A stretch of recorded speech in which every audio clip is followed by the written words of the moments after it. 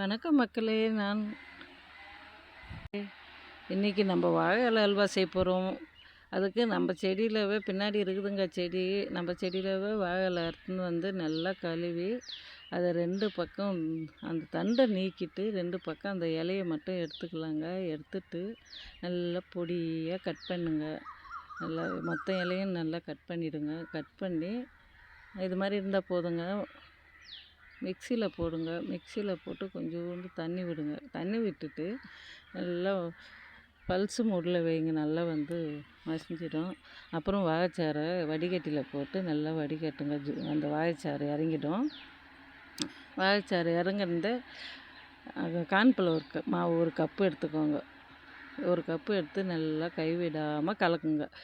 கலக்கினே இருங்க. அந்த கட்டிக்கு அந்த உண்டை கட்டக்கூடாது. மாவு 2 கப்பு தண்ணி ஊற்றுங்க. தண்ணி ஊற்றிட்டும் நல்லா கலக்குங்க. மாவு போய் அடியில் நின்றுடும்.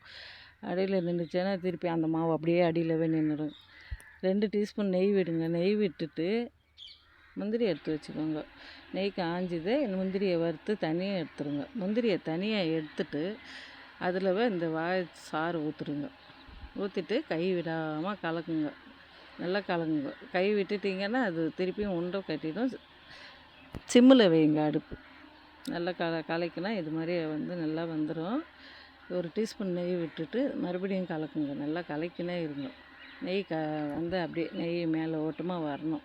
கலக்கினே இருந்தால் ஒரு சிட்டிக்கு ஏலக்காய் தூள் போடுங்க. ஏலக்காய் தூள் போட்டு நல்லா கலக்குங்க. இதை நல்லா கலக்கிட்டு சர்க்கரை 2 கப்பு போடுங்க. 1 கப்பு கார்ன்ஃப்ளவருக்கு 2 கப்பு சர்க்கரை போதும். இல்லை உங்களுக்கு அதிகமாக ஸ்வீட் வேணுமுன்னா அதிகமாகவும் போட்டுக்கலாங்க. அதில் ஒன்றும் இல்லை. அதிகமாக போட்டுக்கிறதுன்னா போட்டுக்கோங்க. நாங்கள் 2 கப்பு போட்டோம். நல்லா கை விடாமல் கலக்குங்க. கலக்கிட்டு சர்க்கரை கரையிற வரைக்கும் கலக்கினே இருங்க கடாயில். லாஸ்ட்டில் அல்வா பதத்துக்கு வருதான்னு பாருங்கள்.